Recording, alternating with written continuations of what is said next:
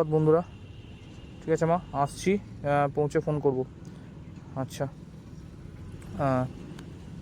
তো good morning. Har Har Mahadev, ওম নমঃ শিবায়। হ্যাঁ, আসছি। চলো বাবার নাম নিয়ে জার্নি স্টার্ট করলাম। আজকে ডেস্টিনেশন খুবই কাছে একটা।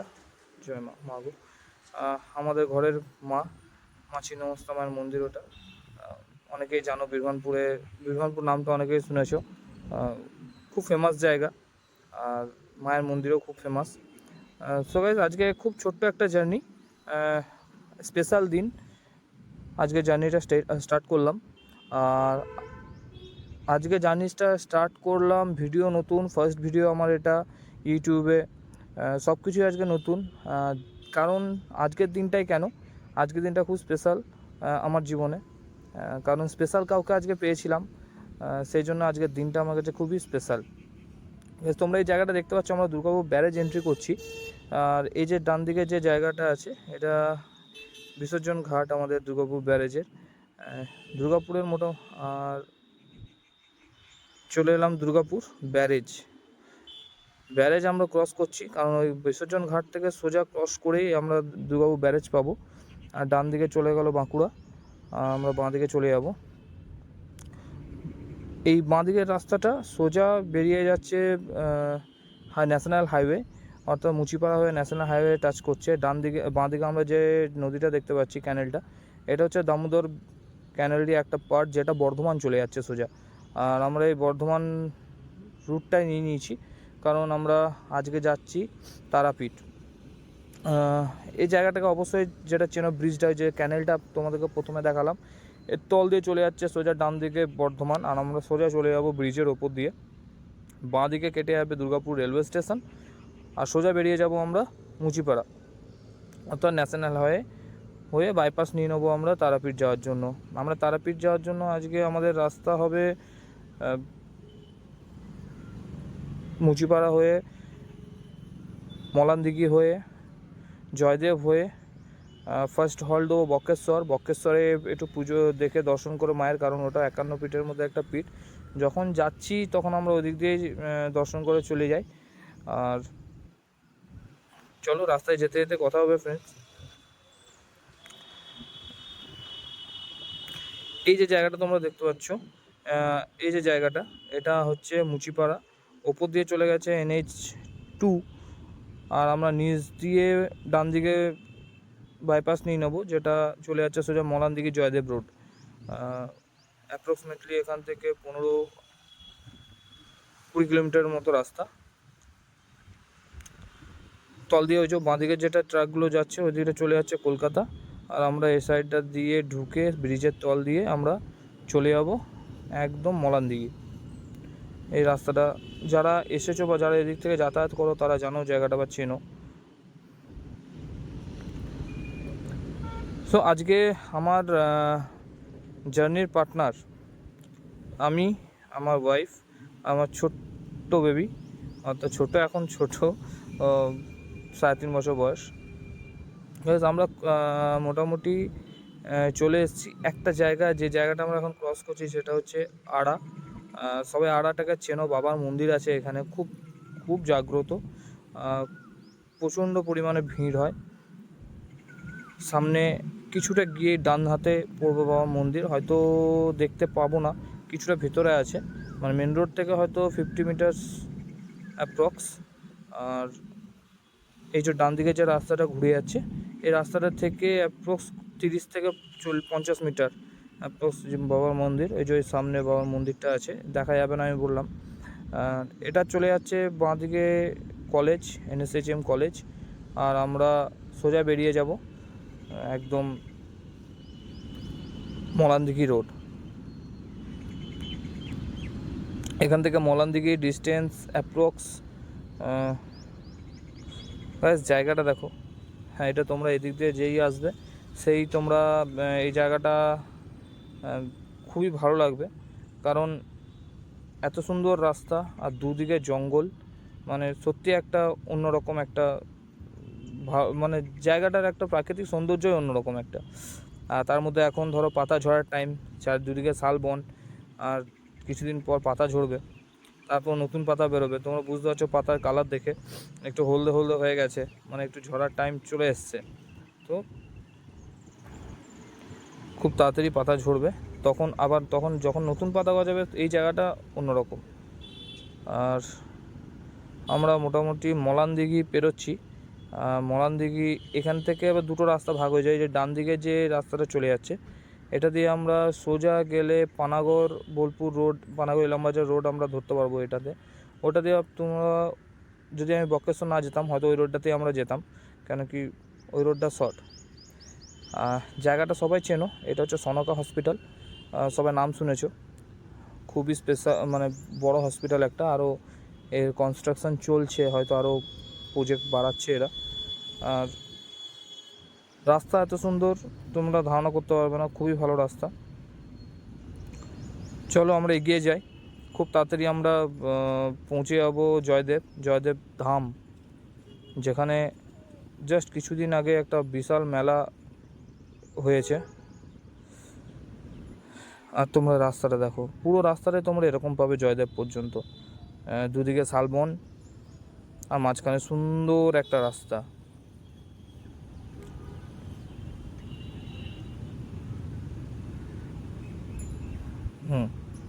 চলো একটু সাইড দিয়ে দাও, বেরিয়ে যাই। চলো, থ্যাংক ইউ। না, এখান থেকে হার্ডলি জয়দেবের ডিস্টেন্স অ্যাপ্রক্স 7-8 কিলোমিটার, তার মধ্যে আমরা চলে আসবো, কভার করে যাব।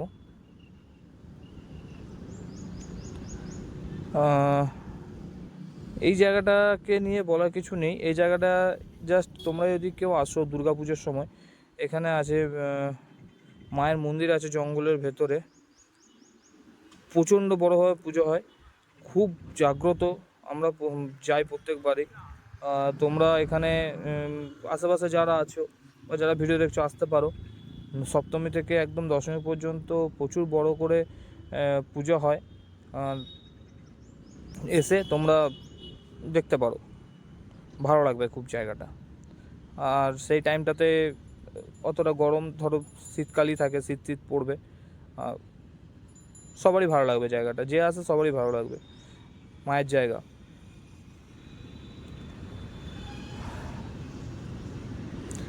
আর জার্নি নিয়ে যে কথাটা বলবো, এটা আমার প্রথমে বললাম ভিডিও স্টার্টিংয়ে, এটা আমার প্রথম ভিডিও। দেখো যদি ভালো লাগে তার সাথে থাকবে, কারণ কি খুব তাড়াতাড়ি আবার নতুন ভিডিও আসতে চলেছে নতুন একটা জায়গার। আর এরপর থেকে প্রচুর তোমরা ভিডিও পাবে এই চ্যানেলে, ফ্লাইং হক্সে। আচ্ছা, বলে দিলাম, চ্যানেলের নাম বলিনি, চ্যানেলের নাম হচ্ছে ফ্লাইং হক্স। নামটা একটু মনে হচ্ছে তোমাদের আনকমন লাগবে।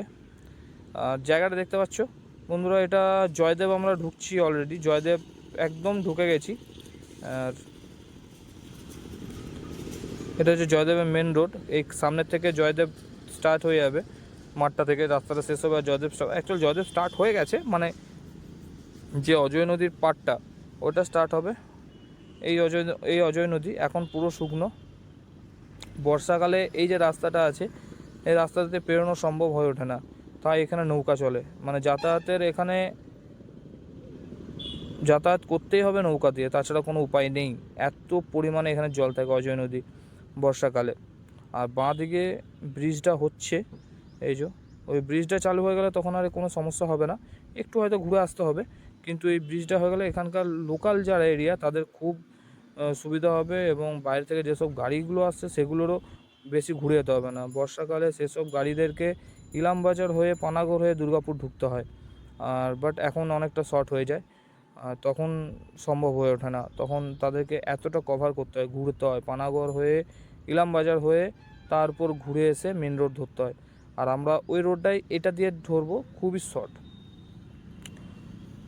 এখানে কিছুদিন আগে একটা বিশাল মেলা গেল, 3-4 দিনের পৌষ মেলা, যারা এসেছো তারা জানো মেলাটা কীরকম হয়। এত সুন্দর মেলাটা থাকে প্রথম 2 দিন, ধারণা করা যায় না, থাকা খাওয়া কোনো চিন্তা হয় না, সারাদিন নাম কীর্তন বাউল এসব তো হচ্ছেই। যারা আসোনি তাদেরকে বলবো পৌষ পার্বণের একদম স্টার্টিংয়ে অর্থাৎ স্টার্টিং ডেতে তোমরা এসে একবার ঘুরে যেতে পারো, খুব ভালো লাগবে। মানে এরকম মেলা হয়তো তোমরা দেখোনি যে এত সুন্দর, প্রত্যেকটা আখড়া থাকে, আখড়াতে সাজানো গোছানো, খাওয়া দাওয়া থাকা সমস্ত কিছু ব্যবস্থা আছে। যে কোনো আখড়াতে ঢোকো, খাও, ঘুমাও, মেলা ঘোরো, বাড়ি চলে যাও, ব্যাস, আর কিচ্ছু না। সামনে আমরা মন্দিরটা দেখতে পাবো, মানে যাকে এজো এটা হচ্ছে জয়দেব মন্দির। এই মন্দিরটাকে স্মরণ করে বা এই মন্দিরটাকে পুজো দিয়ে মেলাটা হয়। আর তোমরা যে কোনো টাইমই আসতে পারো এই মেলাটাকে ঘুরতে। আর এটা আমরা চলে যাচ্ছি সোজা, একদম উঠে যাবো আমরা সিউড়ি রোড, সিউড়ির যে মেন রোড, সেই সিউড়ি মেন রোডে উঠবো আমরা এখান থেকে। রাস্তাটা কিছুটা বাজে আছে, সামনে গিয়ে আরও বাজে পাবো আমরা রাস্তা। শুনেছিলাম যে রাস্তায় কাজ চলছে এখানে, তো চলো দেখা যাক রাস্তা কেমন হয়। আর তারপর যেতে যেতে তোমাদেরকে বলবো আরও ডিটেলসে। একদম সত্যি যেরকম বলেছিল সেরকমই রাস্তা, পুরো রাস্তার কাজ চলছে, একদম বাজে অবস্থা, ধুলো মানে একদম তোমরা দেখতে পাচ্ছ সামনে। আর খুবই বাজে রাস্তা এটা, মানে যতক্ষণ না এই রাস্তাটা ঠিক হচ্ছে ততক্ষণ এই রাস্তাটা এরকমই অবস্থা, মানে অবস্থা শোচনীয় হয়ে যাবে সবার, যারা বাইক সাইকেল টাইকেল নিয়ে যাতায়াত করে তাদের জন্য। প্রচণ্ড পরিমাণে ধুলো, প্রচণ্ড পরিমাণে।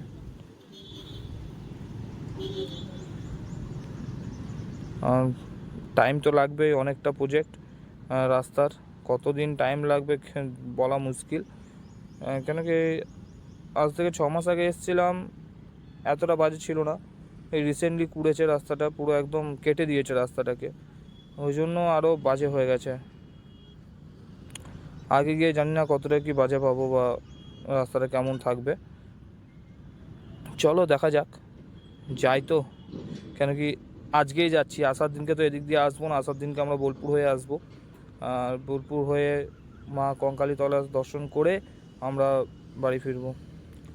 সো কিছুটা আসার পর গাইজ আমরা মেন রোড চলে এসেছি, মেন রোড পেয়ে গেছি, সামনে মেন রোড।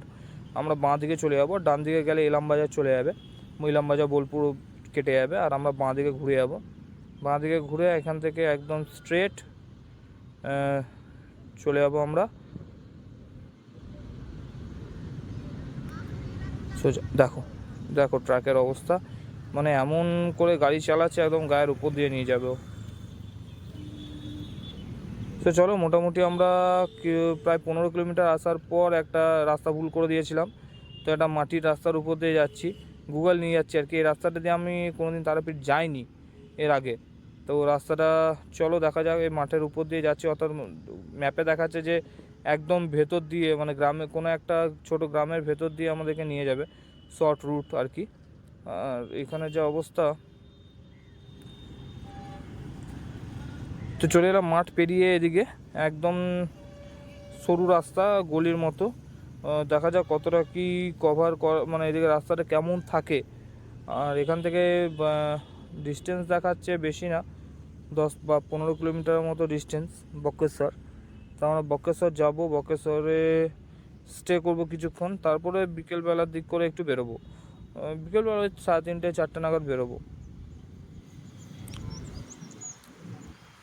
কিছুটা আসার পর আমরা একটু রাস্তা ভালো পেয়েছি, কিন্তু বাম্পার এখানে প্রচুর পরিমাণে। গাইস তোমরা যদি অন্য রুট জানা থাকে, আমার জানা নেই, অন্য রুট যদি জানা থাকে তোমরা ওই দিক দিয়ে যেতে পারো।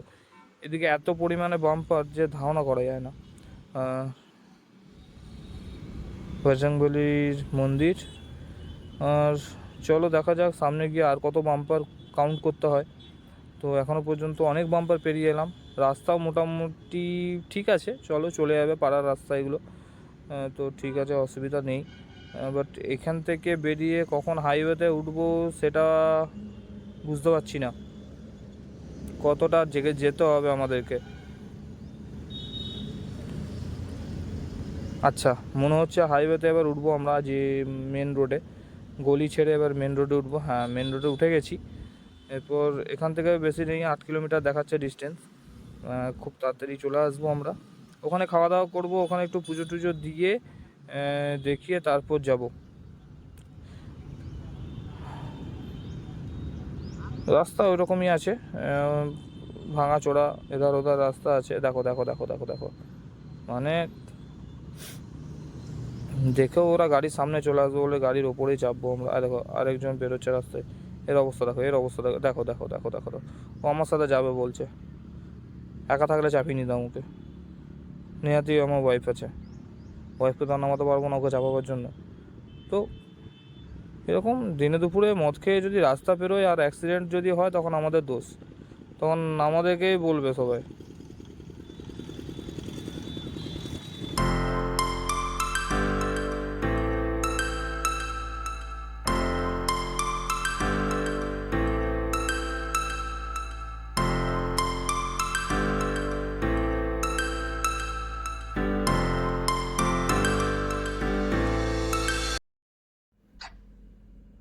ব্যাস এখান থেকে দেখাচ্ছে আর 4.4 কিলোমিটার কিছুটা গিয়েই সামনে।